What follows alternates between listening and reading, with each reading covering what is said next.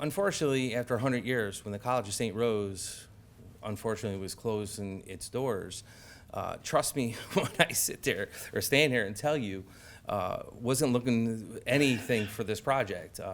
Marshall White, president of the college then, contacted my office early on, like 2 years ago, and was asking for help, and we were working with them. We rolled up our sleeves. We were trying to help the College of St. Rose stay a college, obviously, for the legacy, for the people that pass through the doors, and obviously helping young students become teachers and inspiring the next generation around not just the state of New York, around this country. It was unfortunate what happened at the College of St. Rose from the board members, from the president, and whatever, the enrollment going down. We could stand here all day and pick out what went wrong. But having 46 acres, and at that point, 96 buildings, but we ended up buying 72 because they sold off the other buildings. What was going to happen? We sat there and we said, we have to reimagine this property. And I'm not going to point fingers. I've never done that. I was hoping other people were going to stand up. I was hoping they were going to take the lead on this.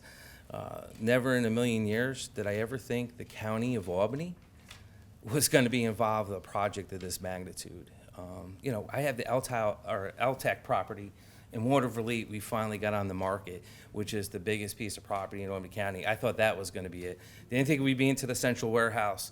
I didn't think I was going to be into the McDonald's site of redevelopment. And, so we start looking at things differently, how we're going to make things work. I got a nursing home we just remodeled, put a daycare on our nursing home for our workers.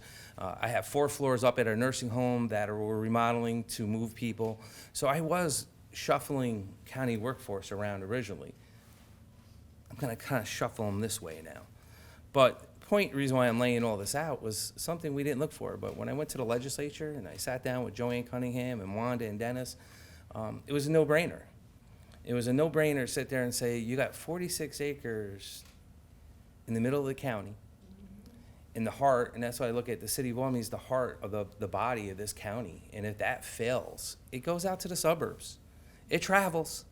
And the suburbs looking for trouble come into the city. It's vice versa. So for us to stabilize this property and reimagine it, trust me when I sit there, it was something I wasn't looking forward to. But it's something that I had to do as a leader and had to figure it out. And I want to thank Governor Hochul, too, and her team. And after COVID, we had to reimagine the workforce. We had to reimagine the world. We had to figure out how to work in this new environment we're in with mental health crisis for not just adults, for children, drug addiction going through the roof, the sobriety, people failing on sobriety after years of not drinking. It was big issues we were dealing with. And, when we decided to start getting into the bid of this process, the Alliance went out. They were getting bids, evaluation. The college had someone saying the building's worth X. Dave and my team decided to do it ourselves, too, because I said, if I'm investing this money, it has to work in a formulation that works where I'm obligated to, first and foremost, the taxpayers of this county to make sure that I do my job and pay these bonds back and not have to raise taxes or not cut services to pay for this. So this whole equation, this variable, this math had to work out in a way that worked for the people of this county, worked for the city of Albany. And I've said this to the Pine Hills Neighborhood Association through back channels. I've said this publicly. This is not a city of Albany project. This is a county of Albany project, which I'm obligated to the county to make this work for residents on the outside that want to come into the city and to visit this beautiful campus where you'll see new life and a mixed opportunity of stuff going on. It's going to be an ambitious, quick plan at times, and some things are going to take time. But we had to reimagine, and when Kevin called me up and we were negotiating, and I knew the valuation I had to be at, especially after I took a tour. We've walked through here a couple times. And not act like the buildings were in great shape or they were beautiful buildings. I'm like, yeah, this needs a lot of work. I'm like, oh my God. I'm like, to myself going, I think I know why they went bankrupt. The money they put into buildings, right? And maintenance, which was great for us. But then finding out the infrastructure's all one, IT's one, shared buildings, because it was built for a college. It wasn't built to be anything else but a college. Makes it challenging. Makes it really, really challenging. So I had in my head a valuation of money, it was 31 million.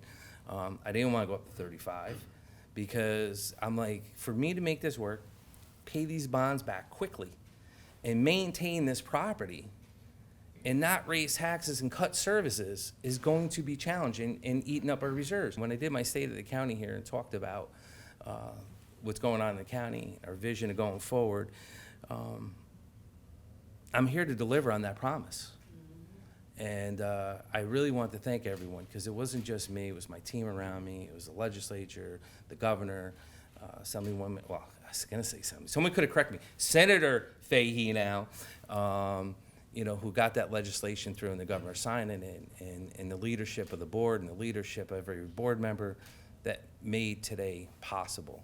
But it's exciting, and I can tell you this, as a city resident, to give an opportunity to reopen this campus up to the public, to have a safe place to walk around, a safe place to come and get a cup of coffee or dinner, or just walk in this beautiful courtyard, is gonna be something. So I knew it was important. I said, I'm hiring the security staff. They're staying on. I didn't have to do that. And when I met the security people, I'm like, they stayed dedicated knowing that their job was going to end. Most people bailed and left and went to other opportunities, and they stayed here because they love working at St. Rose. And seeing the staff here that stayed behind that could have moved on, the love they have, and the stories I hear about this place from not just the workers, but people that went here, I thought it was important, and to keep it a safe community. The other partnership I decided right away was with Sheriff Apple. We've been partnered for 13 years, on our 14th year together of doing things, to open up the substation, right over to my right, to your left, to be in with security and another building, to relocate a lot of staff here to do a variety of things, which is good for us. The security will patrol. I doubt you're gonna get a deputy to go around and check doors to see if they're locked, but they'll be here in the neighborhood, and it will be safe, and there'll be sheriff's workers here, investigators here, a variety of other stuff that's gonna be here in the community. So I don't wanna say it will be, I don't wanna jinx myself. I can almost assure you it will be one of the safest places in the city, because the amount of traffic you're gonna get here. And I thought it was important to move people here quickly, because we all know what happens. You look at what happened to Dome Stewart, you look at other abandoned buildings throughout the community, throughout the county, not just in the city, what happens when you don't do something quickly with them. I thought it was important. I'm not abandoning downtown Albany. I want to make that clear. I got a chuckle at some of the media that they're like, oh, he's leaving downtown Albany. Listen, the state's at 50% workforce. They work 2 days one week, 3 the next. That's what's killing downtowns across the state of New York, right? The state workforce has never come back since COVID. I had to reimagine. There's no place when I got workers to go to eat lunch, opportunities, and we've said this when we're dealing with it, the homeless epidemic going on in the city of Albany throughout the county is issues. Safety is an issue. But I'll stand here and also say, if I wasn't committed, do we close on that building? Okay, I haven't announced that Mary's gonna have a heart attack. We just closed on the State Troopers PBA building. So now I own from City Bear Hall over to Wendell, right down. We own Ama LaBelle's. We brought the parking garage there. You're gonna be seeing an RP going out very shortly on redevelop it and reimagine that site. If I wasn't committed to what we're doing, why would I buy McDonald's when Kevin goes, hey, I got an idea and we can make it happen? Well, I'm like, I don't know if there's 8 of you, but we got a lot of things we gotta make happen.